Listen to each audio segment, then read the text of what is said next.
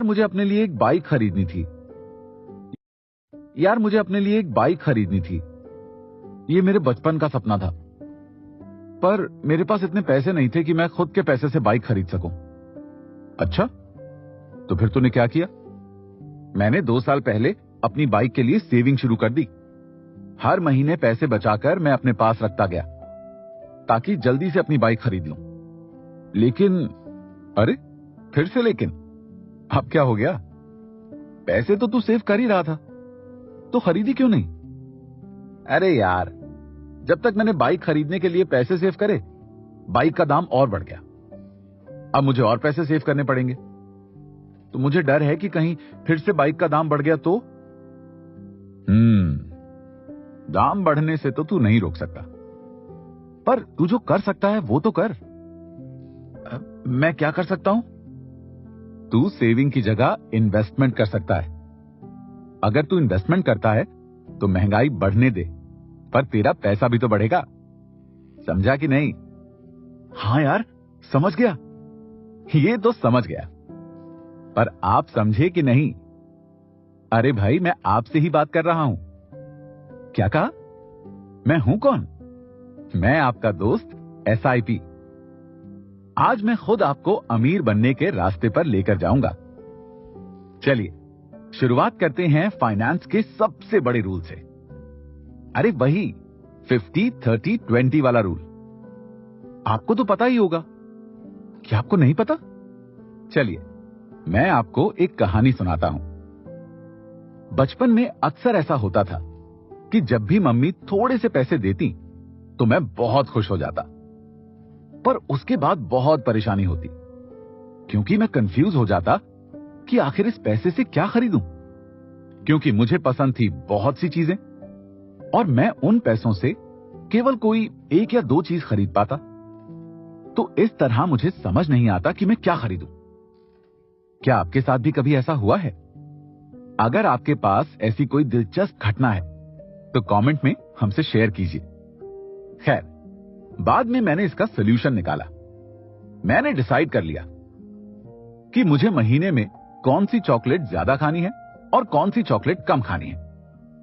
फिर मैंने यह डिसाइड कर लिया कि एक बार पैसे मिलेंगे तो मैं चॉकलेट खरीद लूंगा, एक बार मिलेंगे तो मैं बिस्किट खरीद लूंगा, और उसके बाद मैं आधे पैसे का चॉकलेट और आधे पैसे का बिस्किट खरीद लूंगा। तो अगली बार से जब भी मुझे पैसे मिलते तो मुझे अधिक नहीं सोचना पड़ता, क्योंकि मैंने पहले से डिसाइड कर लिया था कि मुझे क्या करना है। इसी तरह से हमारी लाइफ में भी होता है। अगर हम अपनी लाइफ में फाइनेंशियल गोल सेट नहीं करते हैं तो हम सही से पैसे को खर्च नहीं कर पाते। देखिए, लाइफ में पैसा कहां कहां खर्च करना पड़ता है। सबसे पहले तो आप अपनी नीड्स पर खर्च करते हैं। नीड्स जैसे कि आपके घर का रेंट, किराने का सामान, बिजली का बिल, गाड़ी का पेट्रोल, ऐसे खर्चे जो करना नेसेसरी है। उसके बाद हम खर्च करते हैं अपनी वांट्स पर, मतलब कि अपने सपनों पर, अपनी चाहतों पर। जैसे कि आप चाहते हैं आपके पास एक नई गाड़ी हो, जैसे कि आप चाहते हैं कि आपके पास नया आईफोन हो, या फिर आप कहीं वेकेशन पर घूमने जाना चाहते हैं। और फिर हम चाहते हैं कि कुछ पैसे सेव भी करें, कुछ पैसे इन्वेस्ट भी करें। जब आपकी सैलरी आती है तो आप कंफ्यूज हो जाते हैं कि कहां पर कितना खर्च करना है। इसके लिए एक सिंपल सा फंडा यह है कि आप ये डिसाइड कर लें कि अपनी सैलरी का 50% पैसा आप अपनी नीड्स के ऊपर खर्च करेंगे। उसके बाद 30% पैसा आप अपनी वांट्स के लिए खर्च करेंगे, और फिर 10% पैसा आप सेव करेंगे या इन्वेस्ट करेंगे। एक बार जब आप ऐसा कर लेंगे तो आपकी लाइफ थोड़ी सेटल हो जाएगी। अब आपको सोचना है अपने फ्यूचर के बारे में। आप क्या चाहते हैं कि आपका फ्यूचर फाइनेंशियली कैसा हो?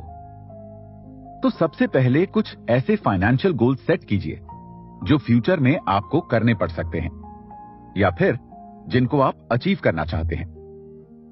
जैसे कि मान लीजिए आपके बच्चों की शादी का खर्चा हो सकता है, आपकी फॉरेन ट्रिप हो सकती है। तो इस तरह के गोल को जब आप सेट कर लेंगे तो आपका माइंडसेट काफी क्लियर हो जाएगा। अब आपको दो काम करने हैं। एक, अपने फाइनेंस को बढ़ाने के लिए इन्वेस्ट करना है, और दूसरा, आपको यह देखना है कि आपकी इन्वेस्टमेंट आपके फाइनेंशियल गोल के साथ अलाइंड हो। मान लीजिए कि आपको कुछ सालों में अपनी कार खरीदनी है। आपने अभी किसी गांव में थोड़ी जमीन खरीद ली, ये सोचकर कि जब भी कभी उस गांव का डेवलपमेंट होगा तो उस जमीन का दाम बढ़ जाएगा। लेकिन कुछ साल बीत गए और आपकी जमीन का दाम ज्यादा बढ़ा नहीं, तो आपने जो इन्वेस्टमेंट किया वो आपके फाइनेंशियल गोल से अलाइंड नहीं था। आप जमीन के बदले उस पैसे को एसआईपी के जरिए डेट फंड्स में इन्वेस्ट करते तो शायद ज्यादा बेहतर होता। इन्वेस्टमेंट एक ऐसी चीज है जो आपके पैसे को ग्रो करती है। गया वो जमाना जब लोग सेविंग के बारे में सोचते थे। पहले के समय में जो पैसा सेव करते थे, आज उसे इन्वेस्ट करना ज्यादा बेटर ऑप्शन है। अब जिसके दिमाग में यह ख्याल है कि इन्वेस्टमेंट मतलब काफी ज्यादा पैसा खर्च करना पड़ेगा, तो ऐसा नहीं है।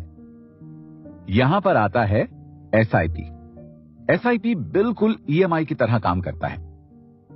जिस तरह आप ईएमआई में हर महीने थोड़े थोड़े पैसे देते हैं, वैसे ही एसआईपी में आप हर महीने थोड़ा थोड़ा पैसा इन्वेस्ट करते हैं।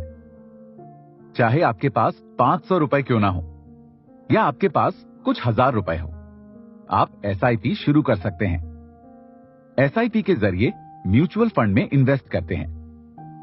हम सब जानते हैं कि स्टॉक मार्केट कितना रिस्की है, लेकिन जब हम एसआईपी की बात करते हैं तब यह रिस्क काफी कम हो जाता है। वैसे ही स्टॉक मार्केट में आपको अपनी नॉलेज का बहुत इस्तेमाल करना पड़ता है, लेकिन एसआईपी के जरिए म्यूचुअल फंड में जब आप इन्वेस्ट करते हैं तब आप अपना पैसा इंडस्ट्री के एक्सपर्ट्स को देते हैं और वो आपके पैसे से स्टॉक्स खरीदते हैं। तो यहां पर आपको बहुत जानकारी ना हो तो भी काम चल जाता है। और सबसे बड़ी बात है टाइमिंग की। देखिए, स्टॉक मार्केट में एंट्री करने का सही टाइम और गलत टाइम होता है। जैसे कि जब मार्केट हाई है, अगर आप तब स्टॉक्स खरीदेंगे तो आपको महंगे दाम में कम स्टॉक्स मिलेंगे। वहीं जब मार्केट लो होगा तब आप स्टॉक्स खरीदेंगे तो आपको कम दाम में अधिक स्टॉक्स मिल जाएंगे। लेकिन एसआईपी के बारे में कहते हैं कि इसको शुरू करने का सबसे बेस्ट टाइम होता है अभी। मतलब कि आप मार्केट में जब भी एंट्री करें, उससे आपके प्रॉफिट पर फर्क नहीं पड़ता। फर्क इस बात से पड़ता है कि आप कितना जल्दी एसआईपी शुरू करते हैं। कबीर का एक दोहा तो आपको याद ही होगा, काल करे सो आज कर, आज करे सो अब, पल में प्रलय होएगी, बहुरी करेगा कब। वैसे अगर आप ये सोच रहे हैं कि आप भी इन्वेस्टमेंट करेंगे पर अभी नहीं बाद में, तो गलत है। आपको जितना जल्द हो उतना जल्द एसआईपी शुरू करनी चाहिए। हां, लेकिन उससे पहले आपको इस बारे में अच्छे से जानकारी लेनी चाहिए। अगले एपिसोड में हम बात करेंगे एसआईपी से जुड़े। इस तरह वीडियो को देखने के लिए इस चैनल को आगे लाइक कीजिए और सब्सक्राइब कीजिए। Thank you so much.